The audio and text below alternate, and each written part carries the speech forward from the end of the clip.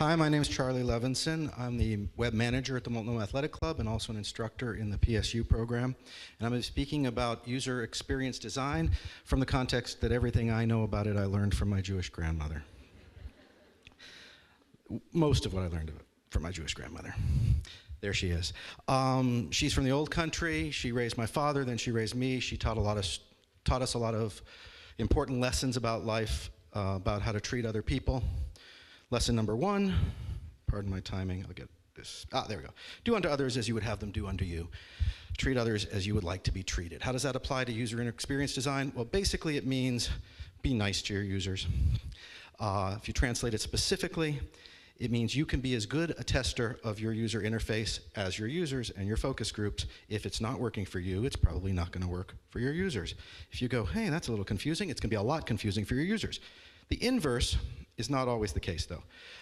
Just because it works for you doesn't mean it's going to work for your users. You know nomenclature, you know your site, you know your product, you know a lot of things the users might not know. So grandma's lesson number 2, not everybody's as smart as you.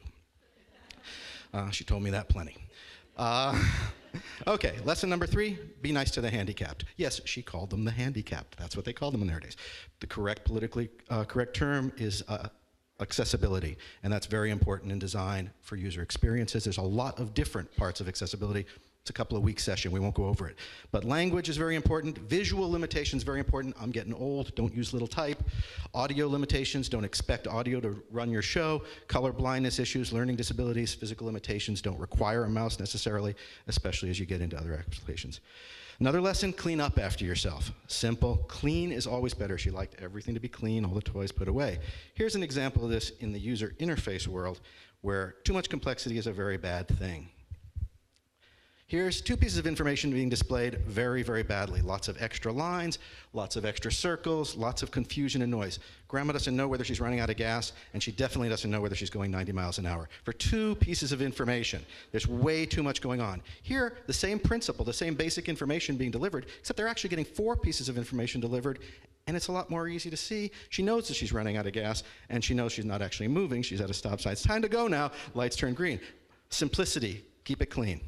Grandma came out of the retail world. She ran a couple of businesses. She knew the customer is always right.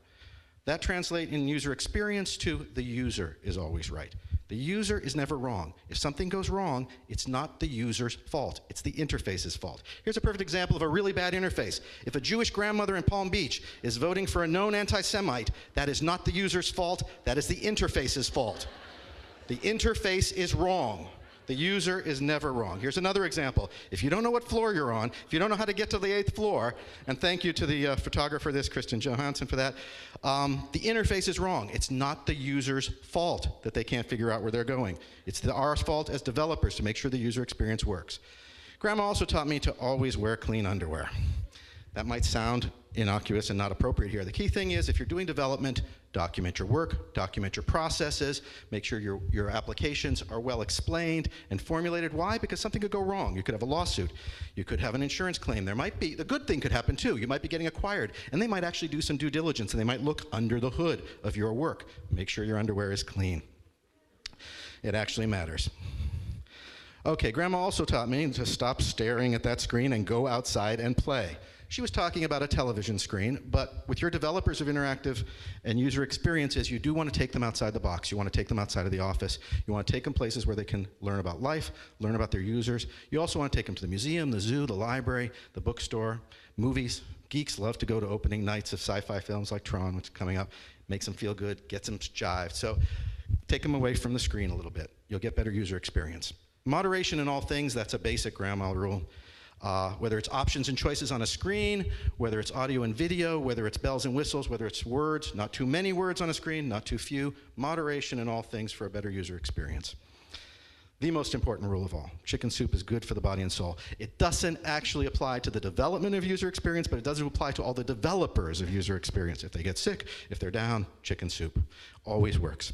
Speaking of food, which is grandma's greatest lesson, whether it's brownies or soup, you can never go wrong with food. There is a wrap party, which will have great food. Hope to see you there tonight. I'm Charlie Levenson. Thanks to Grandma Ethel. That's a night.